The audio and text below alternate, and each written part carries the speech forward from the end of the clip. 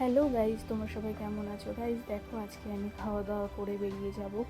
এখানে মাছের মাথা আর বেগুন দিয়ে রান্না করেছিল। তো তো সেটা দিয়ে খেয়ে বেরিয়ে একটা স্প্রাইটও নিয়ে খেলাম।